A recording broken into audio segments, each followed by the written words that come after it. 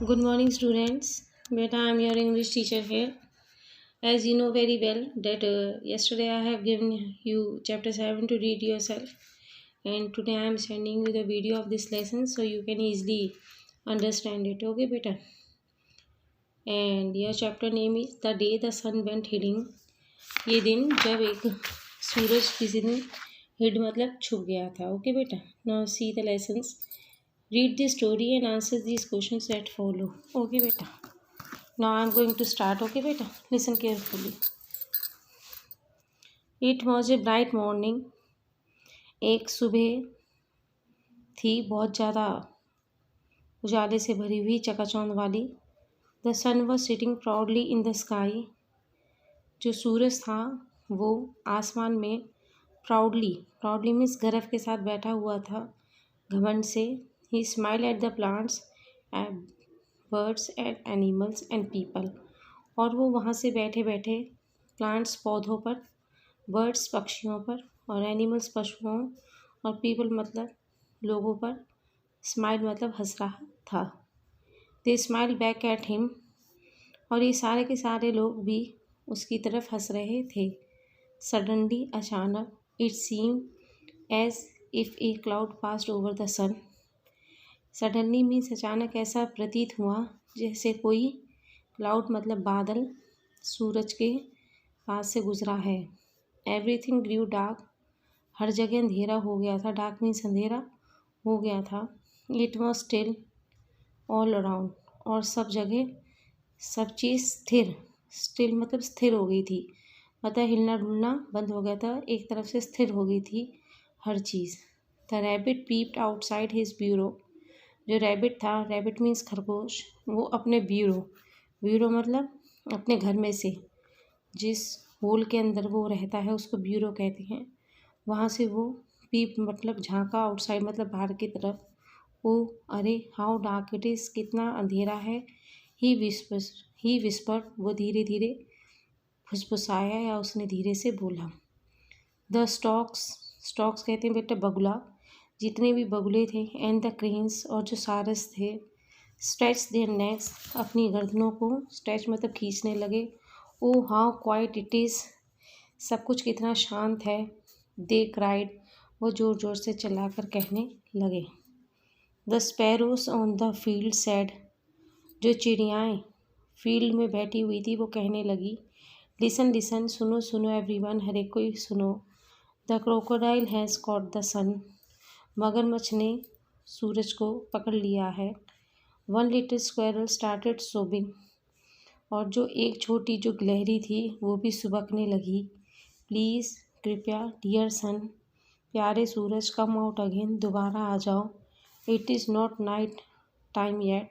अभी रात का टाइम नहीं है. वी आर स्केयर्ड हम डरे हुए हैं. स्केयर्ड मतलब डरे हुए हैं. All the birds and little creatures wept because it was dark and they could not find their way home.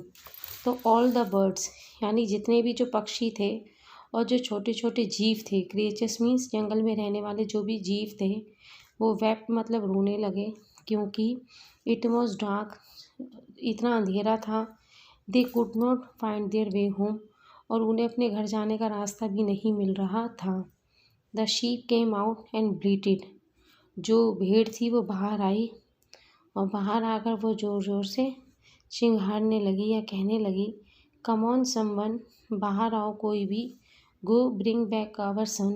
और जाओ और हमारे सूरज को वापस लाओ. जो क्रोकोडाइल इज़ सो ह्यूज. जो मगरमच्छ है वो इतना बड़ा है. ह्यूज मीन्स विशाल है. And his teeth are so sharp. और उसके जो दांत है वो इतने पैने हैं. Who can fight with him, कौन उससे लड़ सकता है. The animals ran to the clever fox. जितने भी जानवर थे वो सब भागकर चालाक लोमड़ी के पास गए. क्लेवर मीन्स चालाक, फॉक्स मीन्स लोमड़ी के पास गए और क्या कहा. You must save the sun from the crocodile. तुम सूरज को मगरमच्छ से बचा सकती हो. यू मस्ट तुम्हें ऐसा करना चाहिए. दे सैड वो सब कहने लगे. But the fox was sad. लेकिन जो लोमड़ी थी वो उदास थी. He had lost his cubs. क्योंकि उसने अपने बच्चे खो दिए थे. His wife was calling out to them, और उसकी पत्नी उन बच्चों को पुकार रही थी। दे डिड नॉट आंसर, लेकिन उसके बच्चे कोई भी जवाब नहीं दे रहे थे। The rabbit popped up from his hole and said to the fox.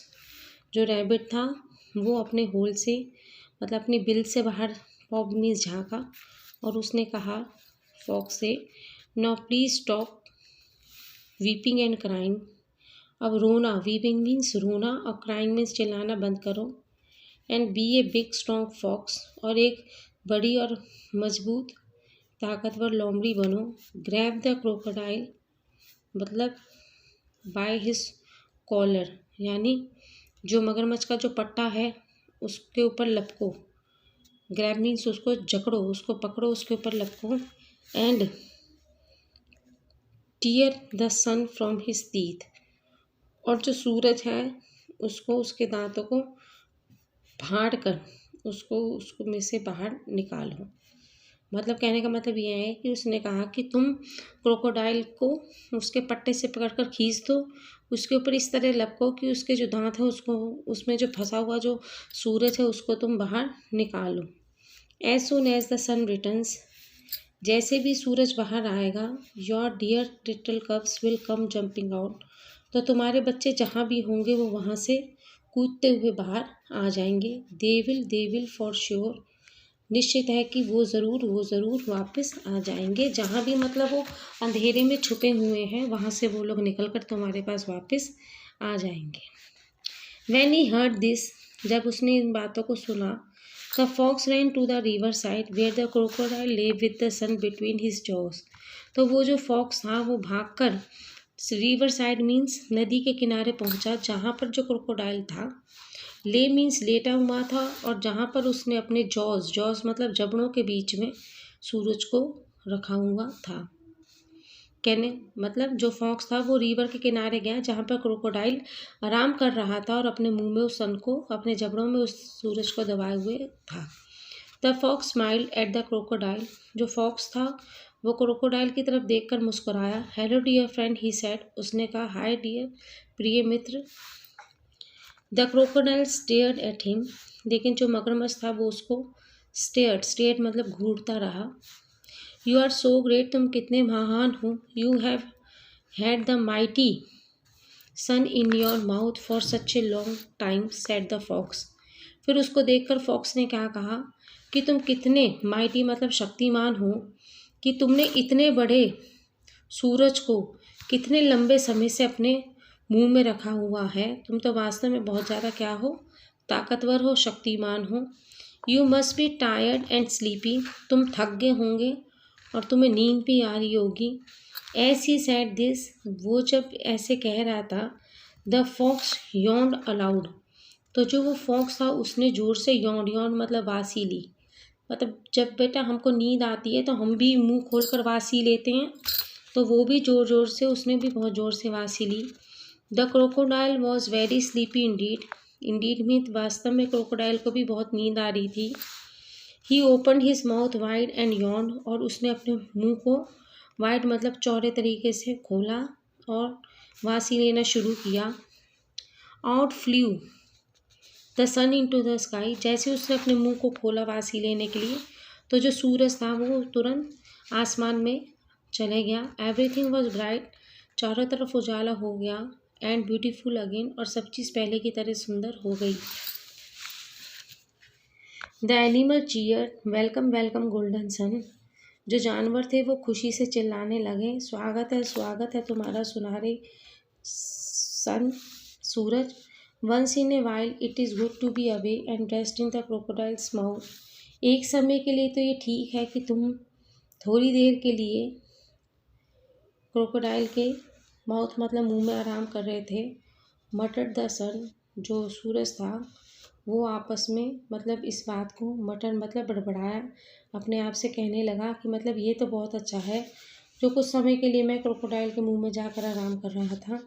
So sometimes during the year, इसलिए कभी कभी साल के बीच में, the sun goes hitting it to the crocodile mouth and that is the eclipse for you, कहने का मतलब ये है कि अगर कुछ साल के बीच में अगर कभी कभी जो सन है वो अगर क्रोकोडाइल के माउथ में मुंह में जाकर छुप जाए तो हम सबके लिए वो एक ग्रहण की तरह हो जाता है, क्योंकि जब सूरज छुप जाता है तो हमें चारों तरफ क्या नज़र आता है बेटा? डार्क, अंधेरा नज़र आता है। ओके बेटा, so this is the end of your lesson. I hope you understand the story very clearly. Thank you बेटा।